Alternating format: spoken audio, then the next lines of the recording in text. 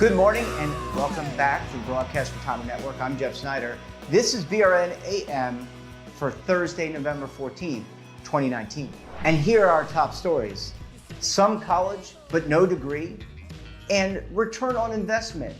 How does it compare for 2-year and 4-year schools? There are over 36 million Americans who have gone to college, whether a 2-year or 4-year college, but didn't graduate with a degree or any credentials. How do employers look to hire from this group?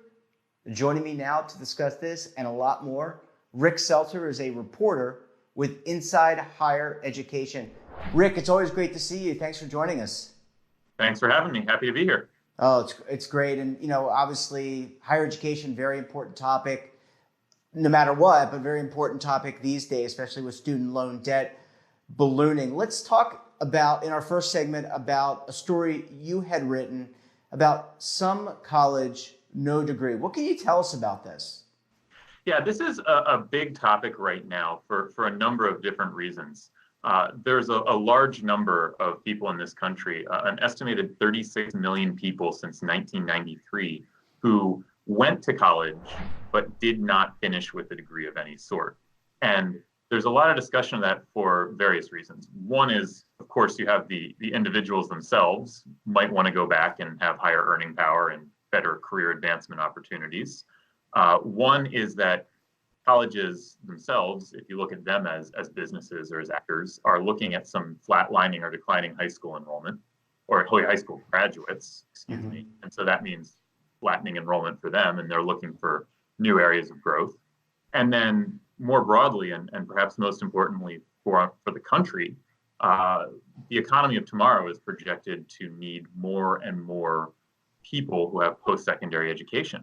And some of the goals or some of the estimates that are out there mean that we're just not going to be able to graduate enough people from high school through college to meet the needs of tomorrow's economy.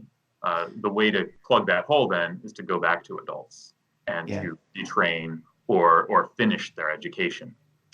So recently, there was a new report from a group called the National Student Clearinghouse Research Center. I won't bore you with all the details of why, but they have insight into some data that is very granular and at a level that a lot of other organizations do not have. And they tracked individual students across different colleges, which is very hard to do.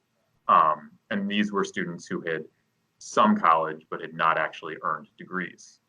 And what they did in this report is they looked at what happened when they left college and then went on to enroll in another college. So I'll define this group for you very quickly. The median age of these folks, remember this is 36 million adults since 1993. The median age is 39 years old. Okay. Just over half, 56%, left college when they were in their 20s or even when they were younger than in their 20s. 51% are women, 53% left college within 2 years of entering, and then 74% had attended a single college. Let me ask you a question, Rick. I mean, any sense from the report and based on your astute reporting of why these people decided to go and then leave and not complete? Is it that they just figured out that college was not for them? Did they have financial difficulties? Did they have familial difficulties? Any sense from the data and what you were looking at that gave indication about that? Sure. This report in particular didn't address that. It focused more on who was most likely to return and earn a degree. However, some of the other reporting we've done, I can fill in some of those blanks. And the answer is of those things you said, all of the above and probably more. There are various reasons people end up dropping out. Sometimes it's financial. Sometimes it's that they're just at a point in their life where college may not be for them, whether that is maybe they have children of their own. That makes it very hard to do when you're young. Maybe they have family with health problems they have to help out. Maybe they went too far from home in limited cases. Maybe for whatever reason, they didn't get the support they needed from a college or the classes they needed on time. Federal aid is very hard to navigate at sometimes as well. So it can just be this giant cocktail of reasons that drop out. Yeah, and just real quick, and then they decide at some later point in this 36 million. So these are a subset of those people who maybe went came back or want to go back, they just decide, okay, I'm in a good place now, or I need it for career advancement or to get to the next level or whatever. And that's who we're talking about here. It's a small subset of, not small, but it's a subset of population. But from your reporting, this is something that we're seeing is important because we're going to need more workers who have these post-secondary degrees. Correct. From the national economic perspective, whether you are a college administrator or whether you own stocks, you want to know that the economy is going to have the talent that it needs to produce efficiently and to keep growing. And many of the projections, if not all of the projections, show we're going to need people who are better educated than they are today, including adults who attended college but didn't complete. Yeah, and people are working longer, so people could decide mid-career in their 40s and 50s to go back to school and earn a degree, or earn a secondary, or earn a second degree, another master's or something, and take that and spurn that into a new career. One thing I thought was really interesting from your reporting was that online students, I think, had more of a tendency to return. And online, I remember when I was going to school, graduate school at least, they had online classes. This seems to be a really important trend. And is this a trend that you're seeing a lot in higher education with online courses? Absolutely. Even so this report in particular had found that folks who had gone to online college and then dropped out were most likely to return to online colleges.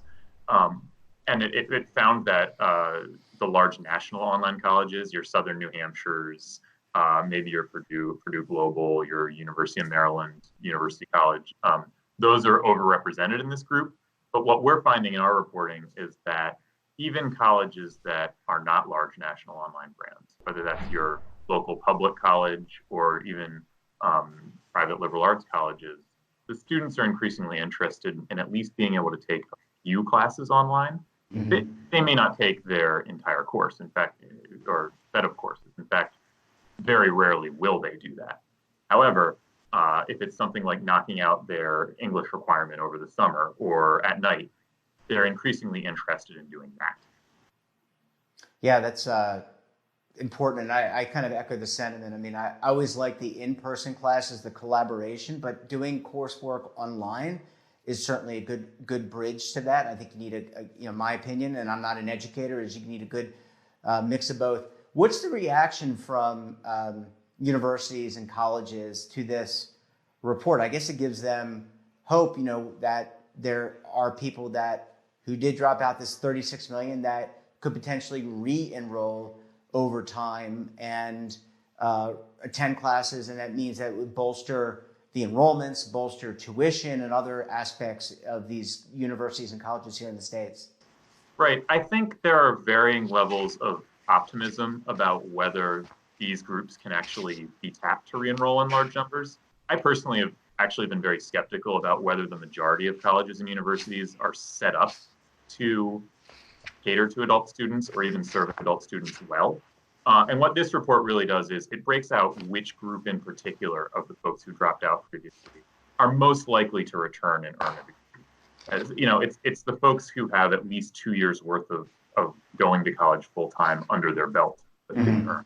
They're most likely to re-enroll. It's the younger group that is most likely to re-enroll. Now, that doesn't suggest that colleges will only want to focus on those particular cohorts, but it does say this maybe is the low-hanging fruit, and we need to spend some time thinking about how we can engage the older adults or the other people who are not in this mode.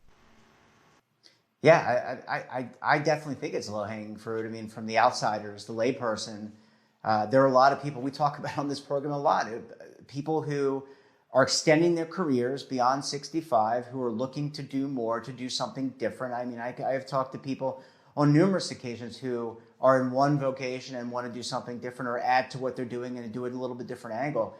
I think this is, and again, from the outsider's point of view, a good sign. So I'm really excited about that. Yeah, I think more and more the discussion is about different stages of careers and different careers that stack on one another. And I think that can be really good both for the worker, for the employer, and for the economy if it all works out correctly. Yeah, absolutely. Well, Well, Rick, stick around, and you stick around as well. We're going to be right back with Rick Seltzer. We're going to talk about the return on investment for 2-year and 4-year schools. You're not going to want to miss this, so stay tuned right here on BRN AM.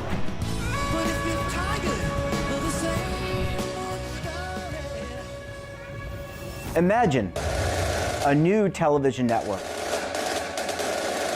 that will make you richer, healthier, and in control of your financial future.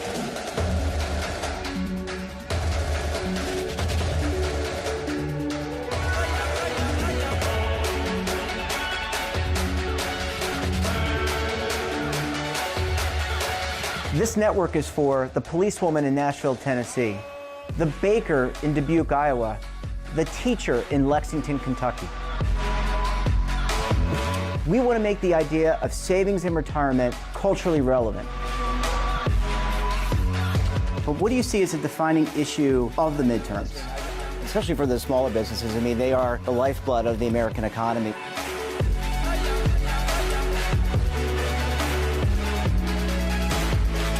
Featuring exclusive interviews, current affairs, and docuseries. 33 years old, you retired early. The philosophy is money only matters if it helps you live a life that you love. But you got to start thinking about retirement as soon as you get in. The Broadcast Retirement Network will drive very high engagement with premium partnerships. So this isn't retirement and savings for your parents or grandparents. This is for all Americans. And we're going to change the way you think about money.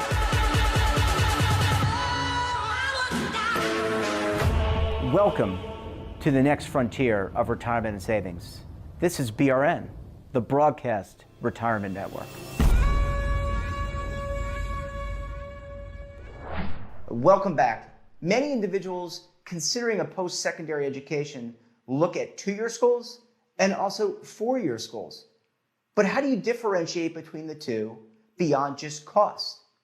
Rick Seltzer from Inside Higher Education, still with us and here to discuss. Rick, thanks for sticking around with us this morning. Absolutely, thank you.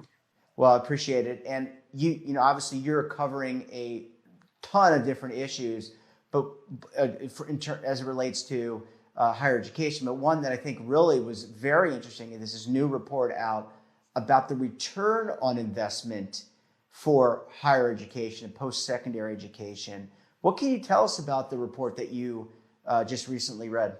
Sure, and this, of course, is very important as there's discussion in the press and elsewhere about, is college really worth it? Should kids still be going to college?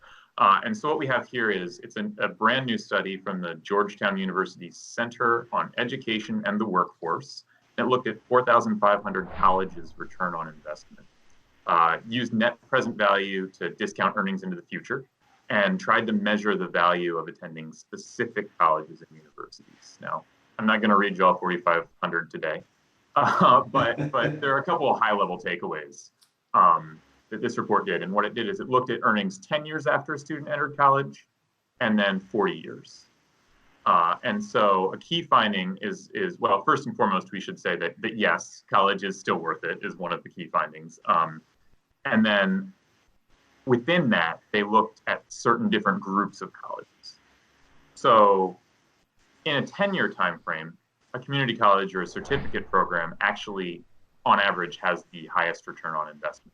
It is not the 4-year degrees. Okay. But that's because students get a credential and then earn quickly. So you're not spending the first 4 years paying. You start earning after 2 or maybe even less. Okay.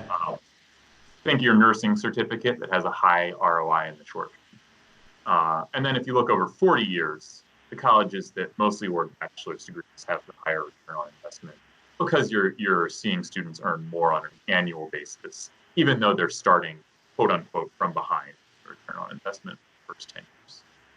I mean, this is really, in my opinion, groundbreaking research. And I wish that I had had this when I was sitting down with my guidance counselor and my parents to talk about what I was going to do after high school. I mean, just being armed with this information, because, you know, Rick, some people just aren't ready for the commitment of a 4-year school, and they do go to a community college for the first 2 years, and then they may transfer. Or they could do as the report suggests, where they go out and earn, and then they decide later on, hey, this is what I want to do. I think this arms people, parents, teachers, people in academia with the information that is really helpful with guiding students of all different types.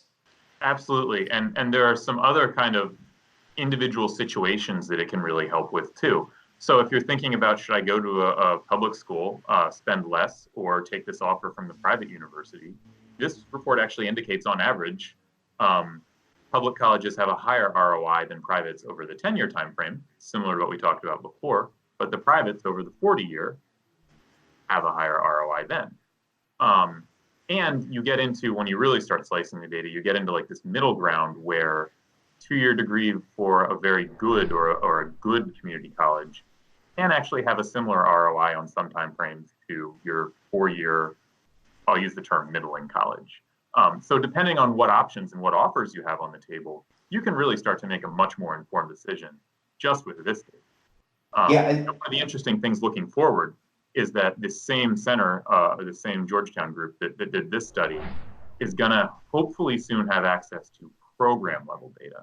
So that means, to leave aside the buzzword, that means that if I'm thinking about becoming a nurse and go for 2 years, or maybe I want to be a researcher in biology and go to 4 years, and I'm weighing those two programs at different colleges against one another, I might actually have some insight into what the potential earnings are at that specific program and college level, which really brings us to a new level of detail that students just haven't had before. Yeah, like I said, I wish when I was going through this process many, many years ago, had access to this type of data. It would have made changed my decision making. Although you got to argue that when you're a younger person, you may not know exactly where you want to pursue. I mean, I had friends of mine who, started out in one track and then went to another track. So I think it's not obviously foolproof. And the fact that they're looking at the data and analyzing it, and there's 4,500 colleges and universities here in the United States, if I'm not mistaken. And now they're going to go to the specific track level or the program level. That's absolutely amazing. And I think will arm people and get people much more focused and in a place where they can be successful long-term. That's right. Well, I always say, to your point, that people sometimes go back and get good degrees later on and change careers. I always say that some of the most interesting adults I know don't know what they want to be when they grow up. And I think that it's really important that this doesn't substitute for interest, right? Mm-hmm. If all students are just going for what the highest earning degree is, there are going to be some really important degrees left behind and some really miserable people too. However, if you're stacking things up and want to make a decision on what you value, this is a great tool to have. Absolutely. And as I said at the beginning of the show, $1.5 trillion in student loan debt, you want to make sure that you are applying your dollars or scholarship dollars or your parents' dollars or however you're funding it wisely. And I think this is another tool that people can use, to your point. Really, really great information, Rick. Always a pleasure chatting with you on the program. And higher education and education in general, very important for Americans. Thanks so much for joining us this morning, and enjoy the rest of your week. Thank you. You too. And that wraps up this episode of BRN AM. Hope you found it helpful. Hey, have a financial topic or someone of interest that you think we should interview? Drop us a line. And don't forget, for all the news in retirement markets, technology, personal finance, so much more, check out today's edition of The Morning Pulse. So until tomorrow, I'm Jeff Snyder. Keep on saving, and don't forget, roll with the changes.